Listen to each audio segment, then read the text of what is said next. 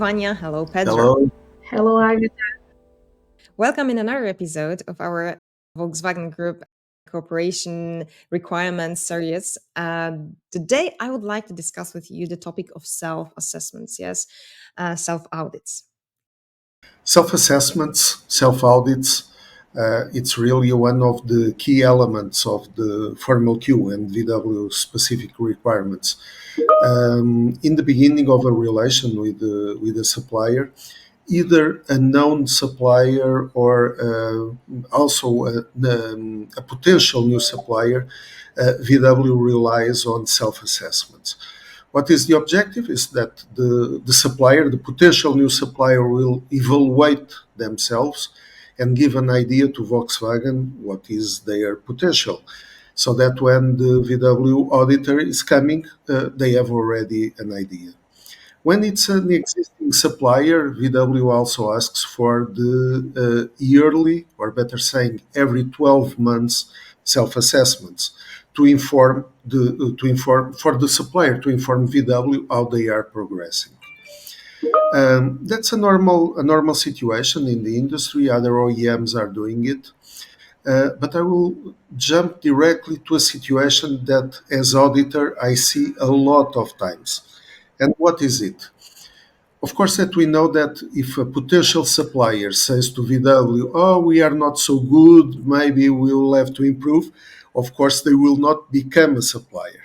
Of course, that in that case, VW will stop, VW or any customer will stop the process.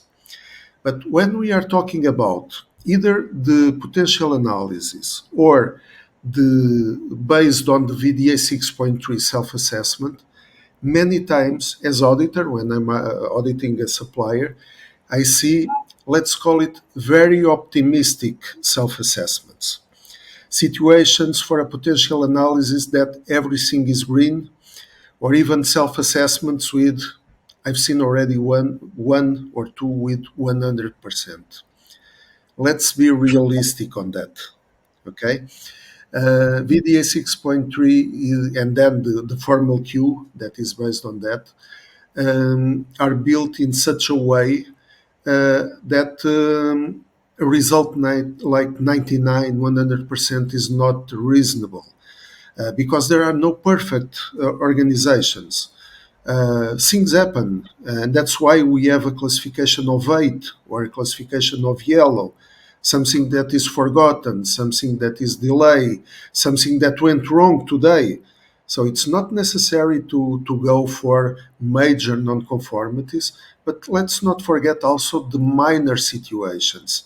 And I can imagine what is the feeling from a VW auditor to see a supplier with 100% self-assessment. He's happy, Pedro, 100%. Yes, No? yes. I always remember a case several years ago, a small organization. Their automotive business was really small. It was less than 2 or 3% of their turnover. And they filled in a self-assessment for VW with 100% classification. This was during an IATF third-party audit. At that time, they had already 4 major nonconformities related with production.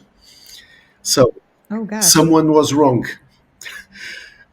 So yes, it happens, but we need to be reasonable.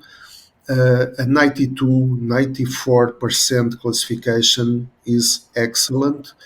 I'm not saying that a 96, 97, 98% is not existing, but let's use the tools that we have also to improve our organizations. There are a lot of requirements, very difficult sometimes. That's why it's reasonable that 94, I would be really very happy, like you're saying, Yes, really. definitely. Okay. Uh, where we can find the requirements for the self-audit? So the requirements for self-audit, the self-audit is based on a process audit and a product audit. So process audit is based on VDA 6.3 requirements and the additional ones that are written on Formel Q capability appendix. So we consider P5 to P7 requirements.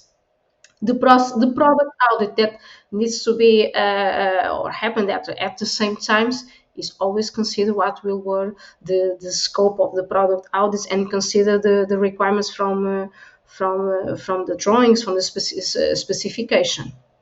But then we have the template from Volkswagen Group, and maybe it's one of the topics that we want to discuss. The template is on the Beyond portal, and it's the topic or the template that the supply needs to fulfill. And sometimes, I don't know, Pedro, I found this confusion in the organization about self audit, process audit, product audit, about the correct template, and so on, because it's always about individual activities like product and process audit that the supplier during the year done planning and so on. But to fulfill the self audit requirements from Volkswagen needs to be fulfilled in the template of Volkswagen that also will apply the additional rules or requirements for these audits.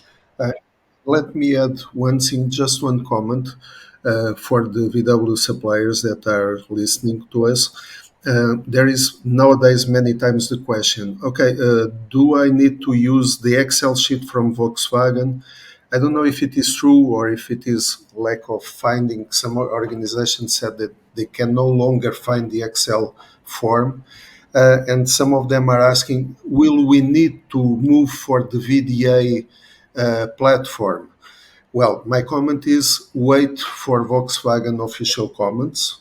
I know it's not available yet and will not be in the next weeks, but always wait for official information from the customer, either if you will have to wait for a new Excel format or if you need to use any other platform.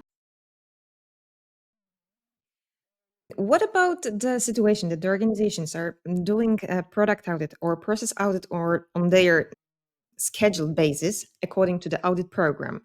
Can we evaluate that the portion of this, what was done for product audit or process audit, can be included into this self assessment audit? But of course, in the right template.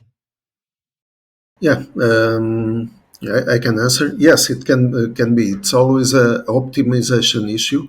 Every organization will have their audit program. IATF allows it for 3 years.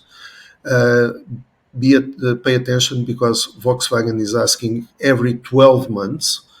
Uh, but of Exactly. course, that you can combine. You can divide your audits along the 3 years, making sure that every 12 months you go for the VW related processes and products, and you can optimize. Of course, that if you are doing a self assessment for VW, you will have to go for the process sequence related with VW and pick the VW related products.